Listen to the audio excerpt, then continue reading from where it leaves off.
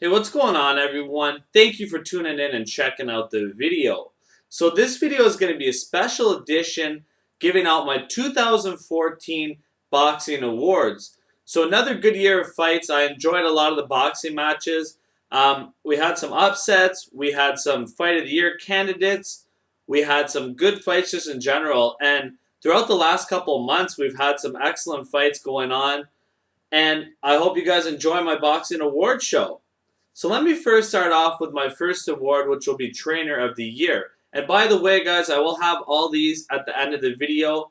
I'm going to have a little list at the end so you guys can see all the awards that I gave out in case you forget any throughout the video. So let me first start off with the Trainer of the Year.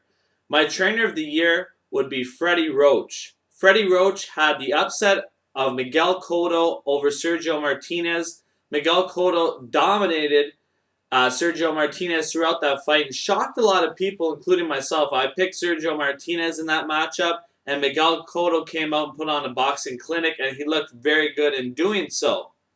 Also, Freddie Roach, another reason why I have him as the Trainer of the Year, he got Manny Pacquiao back on track with victories over Chris Algieri and a very big victory against Timothy Bradley in the rematch, where going into that fight, Timothy Bradley was a top 5 pound-per-pound fighter, and Manny Pacquiao really came on the second half of the fight and dominated Timothy Bradley in a very good performance. So my Trainer of the Year goes to Freddie Roach, always a brilliant boxing mind in general, and I think he definitely deserves the award in 2014.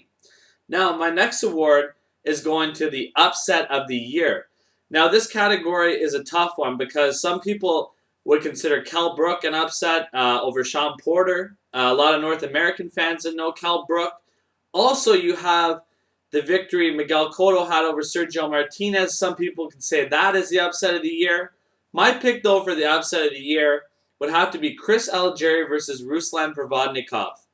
In this fight, Ruslan comes out. Ruslan, of course, we know him from fights with Timothy Bradley, Mike Alvarado. We know him as a guy who comes forward. He's an aggressive fighter with a ton of power. And in this matchup, Chris Algieri gets dropped early. His eyes swollen. It does not look good for him. But he comes on in the later rounds of this fight and ends up outboxing Ruslan Provodnikov the second half of the fight and wins a decision, showing a tremendous amount of heart, which ultimately led him to a fight with Manny Pacquiao. And of course, in the fight with Manny Pacquiao, it didn't go his way. He couldn't get out of his cage. And yeah, he got knocked down a ton of times. But still, nonetheless, a great upset for Chris Algieri versus Ruslan Provodnikov earlier in the year. Now, the prospect of the year for me in 2014, another tough one to pick, but I'm going with Arthur Beterbiev, fighting out of Montreal, Quebec, Canada. Originally from Dagestan, he is a fighter who defeated Sergey Kovalev in the amateurs, and he just destroyed Tavares Cloud, who is a former champion at 175 pounds, and he dropped him multiple times, ended up breaking his jaw, and he's a guy who shows some intangible skills. He's got tons of power, and like other fighters from that region of the world, he is coming over and doing big things in the sport of boxing. If you want to learn any more about him, please check out my video I did on him. I did a profile on him talking about some victory in his career, his skills, etc. So he is my prospect of the year, and I definitely see him matching up with Sergey Kovalev down the road. And look for Adonis Stevenson to add him on a list of guys he's ducking as well, by the way. Now, when I move on to the performance of the year, this, of course, is very subjective. You could say Gennady Golovkin against Daniel Geale. You could say Terence Crawford versus Gamboa. You could say a lot of different fights going on. Some people might even say Floyd Mayweather, Maidana, Manny Pacquiao, Bradley, etc. My performance of the year would have to be Sergey Kovalev versus Bernard Hopkins. Sergey Kovalev really showed his underrated boxing skills in this fight. Very effective jab. He used his range, and he followed a game plan to a T.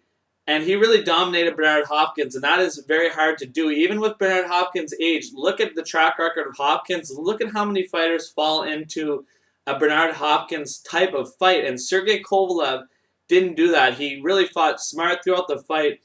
And with him being able to follow game plans like that and the type of power he has, he's a scary fighter to fight against coming up in the future against other champions. Sergey Kovalev, outstanding performance in that fight. hats off to him, showing his skills once again. Very dangerous guy. Also, I like the way he uses that jab to the body. That's something that he's implemented in recent fights. It's really affecting his opponents, I've noticed.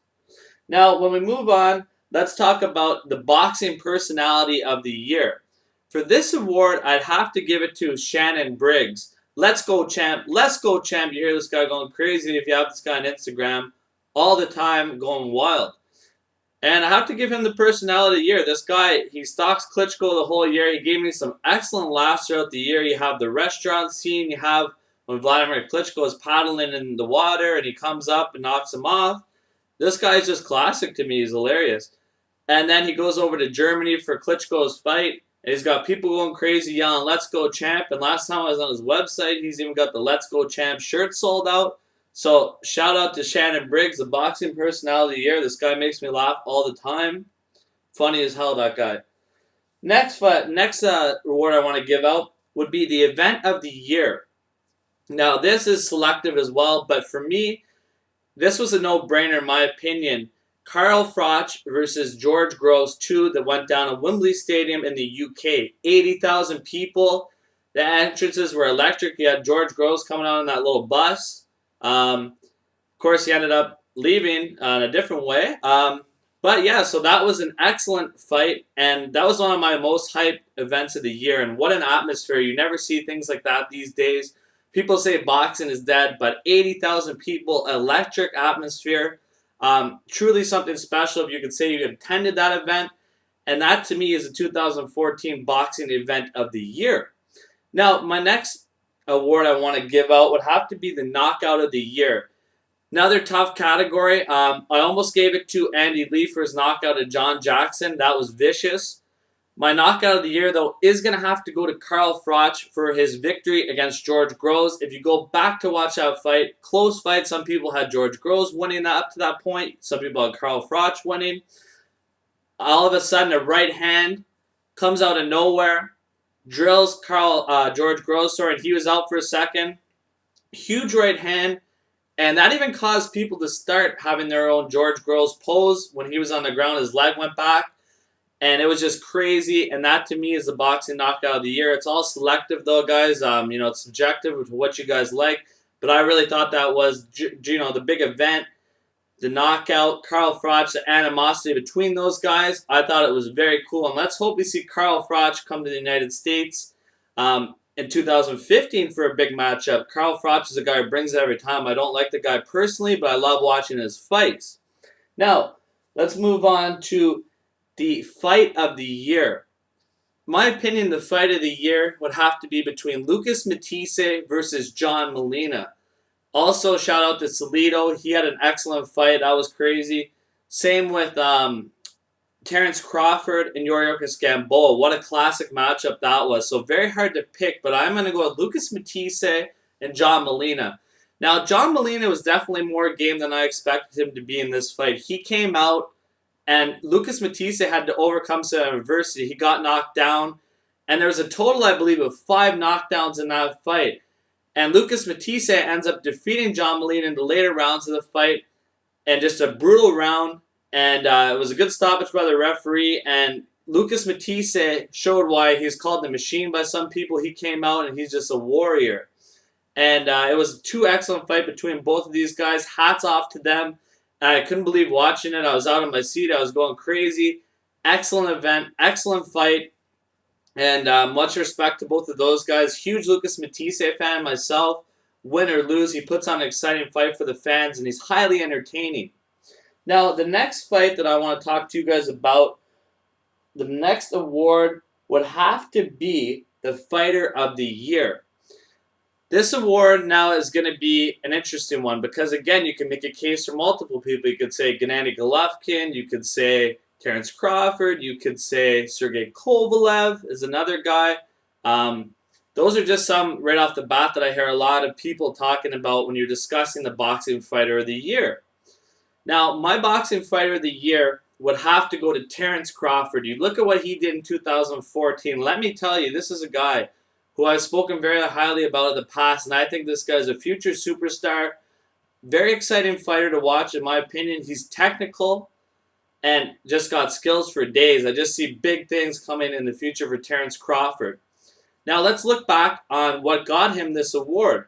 So you first had Terence Crawford going over to Ricky Burns' territory and taking the belt from him, dominating him. Then you also have the Fight of the Year candidate in which Terence Crawford showed his ability to switch stances, showed how he adjusted fights, because Gamboa came out and was doing very well early on. But Crawford, the second half of the fight, made adjustments, turned it up on him. In Omaha, Nebraska, it was an electric atmosphere. A Fight of the Year candidate, and Crawford finished him off, knocking Gamboa down a few times in the fight. And he really looked outstanding in that whole event. And then he had him in his recent fight against Ray Beltran, outclassing him. And Ray Beltran is no joke. He's a guy who sparred Manny Pacquiao for a number of years. And Beltran's a tough guy who takes on anybody. So he's no slouch. And you had Crawford doing well against every single one of these guys. And the thing is, if you go back and you talk about the Crawford and Gamboa fight, a lot of people actually were picking Gamboa to win this match. Because I hear people saying now, oh, Terence Crawford fought these guys are bums. No, they are not bums. And people did pick Gamboa to beat Crawford.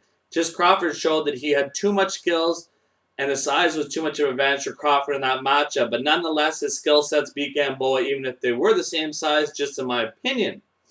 Now, last but not least, I got to give you guys the inspiration of the year in the world of boxing. That would have to be none other than Paul Williams. Paul Williams, one of the most avoided fighters in the sport of boxing when he was active, unfortunately paralyzed in a motorcycle accident. But he has been doing some very great things outside the ring, speaking to the youth, inspiring them, visiting military guys. He has the Paul Williams Foundation. So he's doing a lot of great work, and he's an extremely positive individual. So definitely check out the Paul Williams Foundation. Paul Williams is a very positive guy. If you ever want to get more info on Paul Williams, a great interview that shows the kind of person Paul Williams is, look up his interview with Jim Gray a couple of years ago. This guy is just truly an inspiration. And that video of him hitting the heavy bag in his wheelchair was really, really inspiring guy. I mean, when you're having a down day, look at Paul Williams and see how positive everything he's gone through and the attitude that he has as a true champion inside and out of the ring. So hats off to Paul Williams. If you haven't followed him, guys, do so on social media. Just an outstanding fighter in his day. That's why everybody was ducking him, and I have the utmost respect for him. So I hope you guys enjoyed the boxing awards. Let me know who you guys would hand out some awards to. If you disagree with some of my picks, agree, guys. Let me know. Favorite fights of the year, etc. Also, shout out to Andre Ward and Adonis Stevenson. Had a great year in boxing. That was a joke, by the way, if you guys didn't catch that. So thank you very much for tuning in, guys. Appreciate everyone. Whether you enjoyed the videos throughout there, you didn't like them, you disagree with what I'm saying, think I don't know what I'm talking about, etc. Appreciate every one of you guys for tuning in. The people on Twitter, I got the Facebook people, the YouTube people. Appreciate you guys always taking the time to watch my videos. That truly means a lot to me. Thank you very much, guys.